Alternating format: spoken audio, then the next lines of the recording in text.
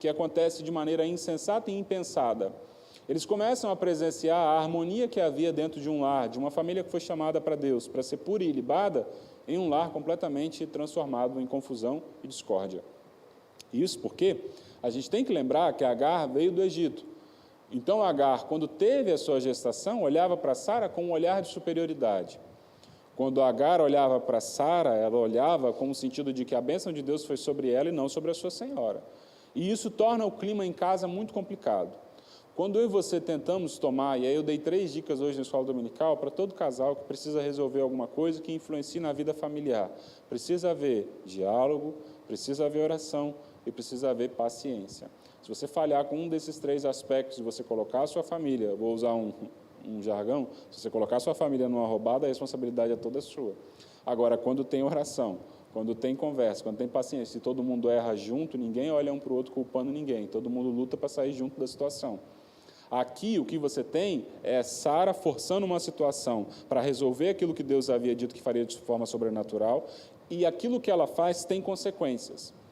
A serva dela tem, então, um filho, e isso é o que a gente vê no versículo 4.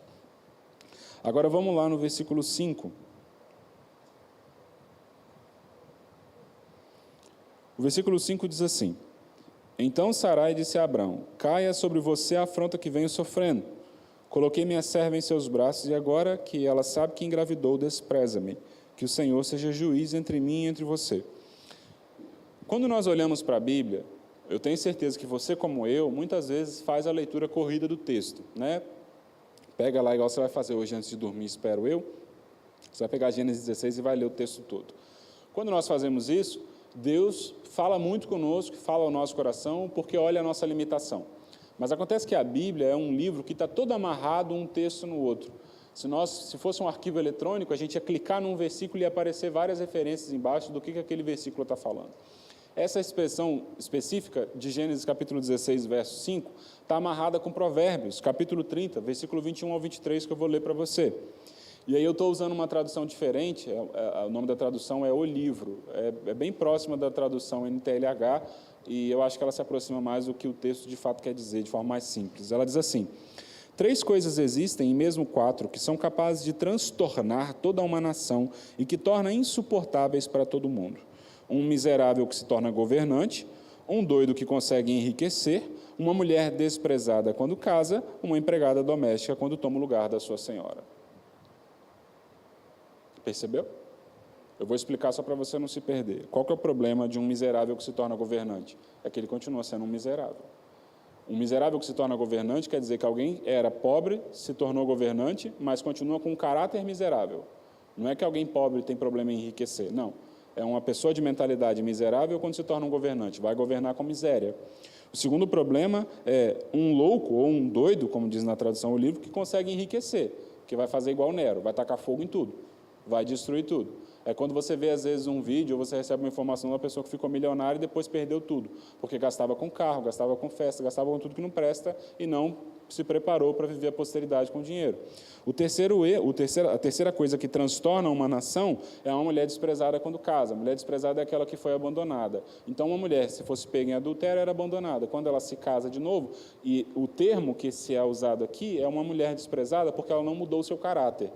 Então, é como o homem que se casa com uma adúltera que era adúltera e permanece adúltera. Ele arrumou um problema para a cabeça dele. Todo mundo entende isso?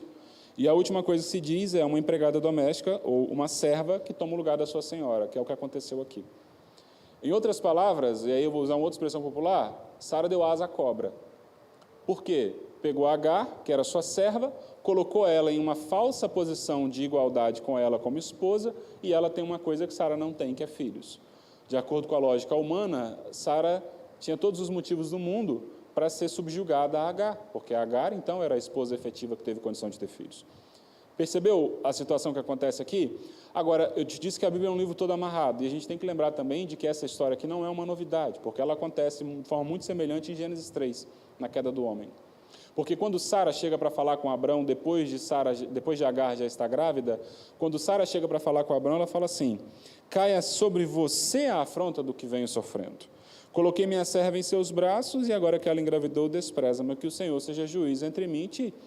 Quando você olha para Gênesis 3, na queda e no pecado original, o que acontece? Eva pega do fruto, compartilha o fruto com Adão, e quando Deus confronta Adão responde para Deus, foi a mulher que o Senhor me deu. Quando Deus confronta Eva, não, foi a serpente que me enganou, porque ninguém assume a sua responsabilidade de fato. Quem deu asa à cobra foi Agar. Quem coadunou com o pecado, quem deu asa à cobra foi Sara. Quem coadunou com o pecado foi Abrão. E agora, quando os dois são confrontados, Sara chega para Abrão e fala assim, a culpa é sua. Agora você resolve o problema. Agora você dá um jeito de fazer. E Abraão, o que faz? Devolve o problema para ela, no versículo de baixo. Respondeu Abraão a Sarai, sua serva está em tuas mãos, faça com ela o que achar melhor. Então Sarai tanto maltratou Agar, que acabou fugindo. E a gente tem aqui dois problemas básicos. O primeiro dos problemas é Sarai, ou Sara, enfrentando tribulações por uma coisa que ela mesma criou. E a gente precisa entender isso aqui. Grande parte da nossa espiritualidade é assumir as nossas responsabilidades.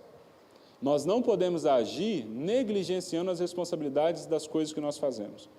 Então, se você pega a vida financeira da sua família e arrebenta com ela, você pode clamar por misericórdia depois, mas as consequências vêm porque você plantou aquilo ali. Deus pode ter misericórdia de você? Pode e terá, mas as consequências vêm. Certo, irmãos? Se um homem comete